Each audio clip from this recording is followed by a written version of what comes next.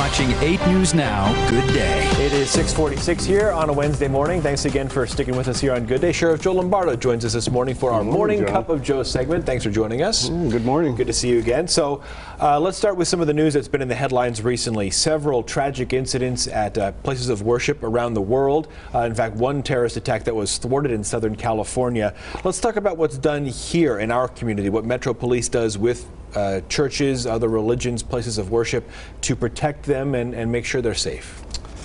Yeah, it's sad those type of tragedies are occurring in today's age. But, you know, we've been pretty proactive prior to these events taking place. Obviously, our threat level is elevated associated with these type of events because you want to prevent copycat type events taking place. But as normal practice, we direct our patrol officers to make contact with the different places of worship on a regular basis. And then post attack somewhere else, we will increase that presence on a regular basis. So, but recently we enacted this tracking mechanism to ensure that our officers are aware and we're not missing any places of worship, like we haven't visited them in a while, or we don't show that omnipresence during times of worship.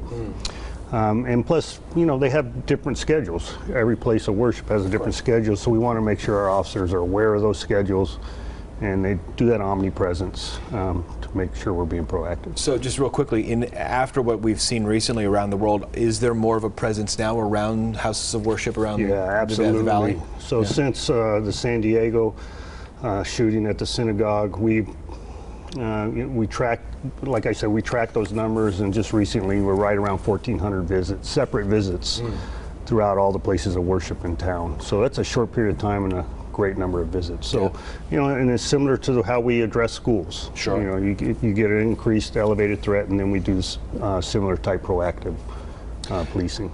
Sheriff, you mentioned you just got back from the legislative session up in Carson City. There are a number of gun control measures working their way through right now. In fact, there's one to ban bump stocks. There's one to increase rules for safe storage of guns near children.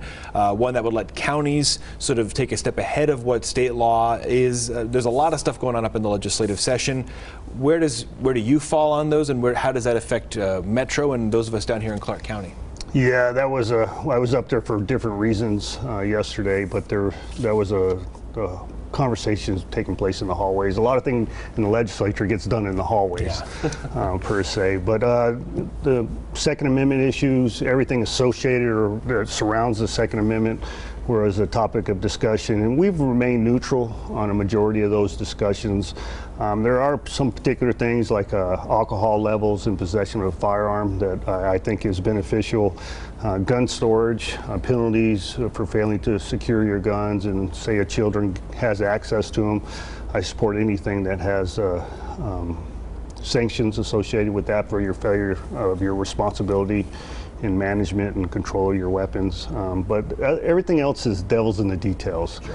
You know, a lot of people like to make global statements, and then actuality, enforcement, and those kind of things are a whole different story. So it's wait to be seen. Another issue that we've seen over the past few years has to do with the Laughlin River Run. Over the past few years, there have been some problems down there in the southern part of Clark County. Shootings, fights, other incidents. This just happened last week, and of course, I guess the main question is, how was it down there this year? From law enforcement's point of view. Yeah, from law enforcement's point of view, it was pretty calm. It seems like the people were enjoying themselves. You know, and that incident you described, I believe it was 17 years ago. Yeah. Time flies. No, yeah. You know, because I was an incident commander out there at that one particular after the event occurred. Yeah. But we had, I believe, the stats that were given to me is 33 arrests, 33 or 35 arrests, and half of those were for driving under the influence. Yeah. We issued a lot of traffic citations, 400 plus. That was an increase compared to years past. But overall, it was pretty calm, and I think people enjoyed themselves. That's the way it should be. Yeah, absolutely. Well, Sheriff Lombardo, thank you for joining us this morning. If you have a question, by the way, for Sheriff Lombardo, of course, you can go to LasVegasNow.com. There's a link on the right side of the page, and of course, we will have your question answered every Wednesday right here on Good Day.